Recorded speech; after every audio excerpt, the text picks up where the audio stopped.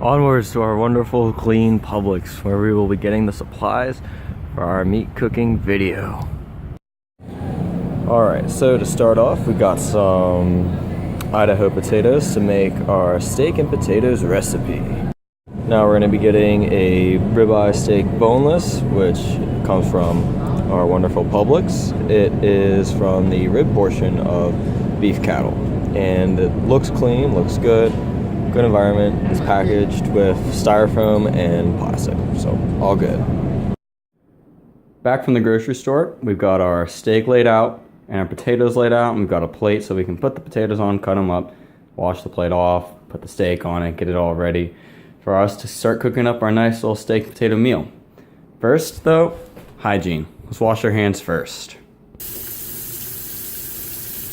So we're gonna get some soap, pour it in our hands. Lather it up nice, all soapy sudsy, under nice, hot, warm water. Scrub dub dub, get in between those fingers, under those dirty little nails. Turn off the water, and dry it off.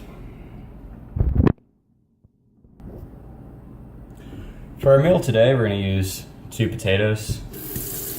Rinse them under warm water. And what we're going to do is we're going to take my scrub brush. We're going to scrub them real good, make sure all dirt, any bacteria is on it, is all gone.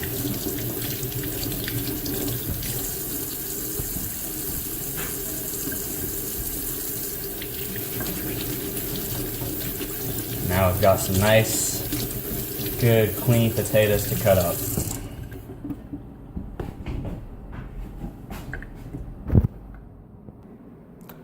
With a clean knife and a solid surface, we're going to cut these potatoes up into nice little thin pieces that you all will see after I cut them up. For your potatoes all chopped up, I like to keep mine a little chunky, a little big, you know, not necessarily uniform size because I like a little excitement in my life.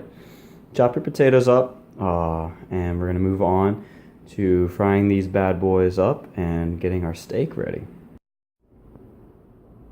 Alright, so now we've got our pan heating up so we can get it warm and everything. It's just freshly washed, so we got the water heating up on there, explaining the smoke. Heating up the pan so that way we can melt our butter in order for the potatoes and the steak not to stick.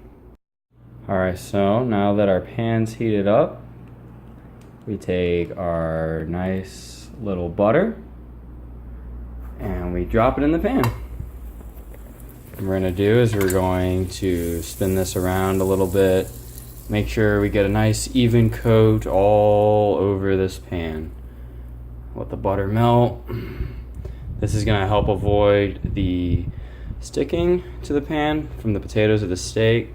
And it's a salted butter, so we got a little bit of salt and a nice smooth delicious butter all over our steak. And I'm going to lower the temperature now. It's about 4, just a little bit below medium. College student, you may not have all the time in the world, which is why this nice hearty meal of a steak and potatoes would be good. You just throw the steak and potatoes in the pan and you let it all heat up, and then you've got yourself a delicious meal. So here we see the before, and now I'm going to show you guys once it's in the pan. Alright, so what I'm going to do now is hands are washed as we showed you before. I'm going to open up this steak from its packaging, and as we can see, nice ribeye steak, boneless, delicious little meal. We're not going to add any seasoning.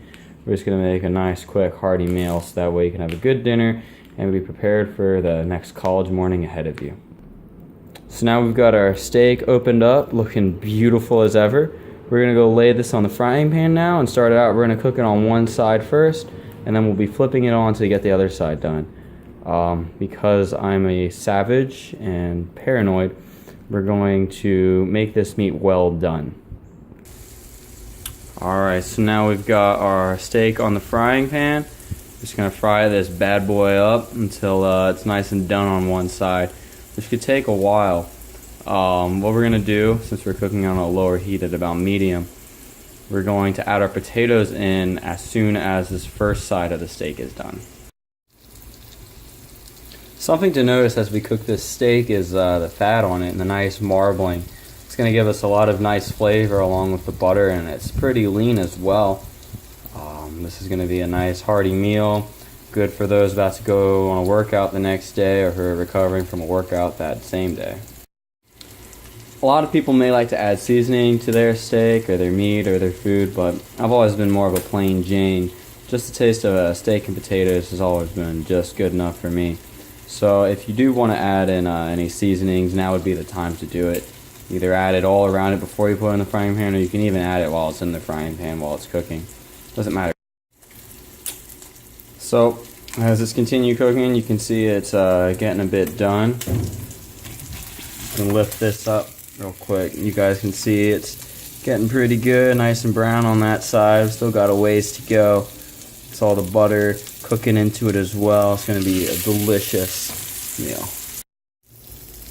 So we're going to flip our delicious friend over now, since it's been about 5, 10, 15 minutes to it's due for its flip, to get the other side nice and done for us. Oh Lord.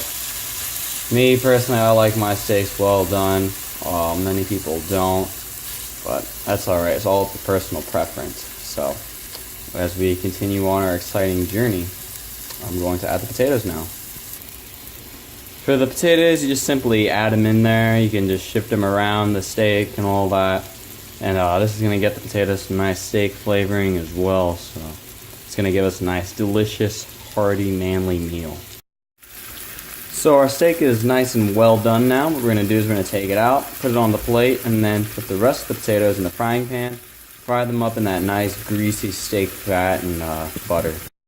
So now we're going to let our steak sit here for a while, cool down, settle, let the flavoring soak in and all that.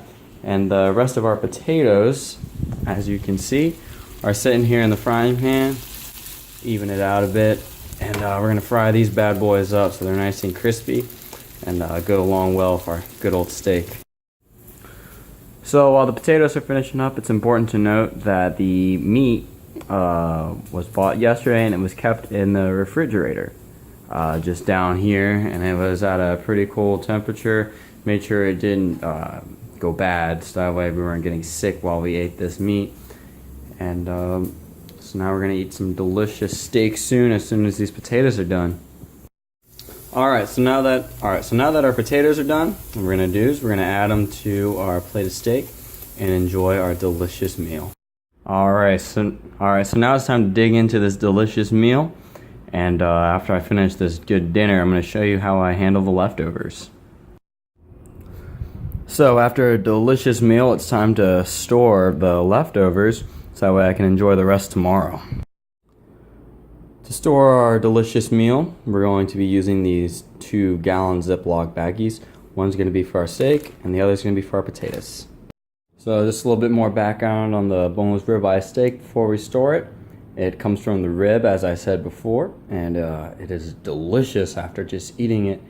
This is from its good marbling and its nice tender meat, and it's good for broiling or grilling, and in which case we fried it, so kind of a mixture of the both.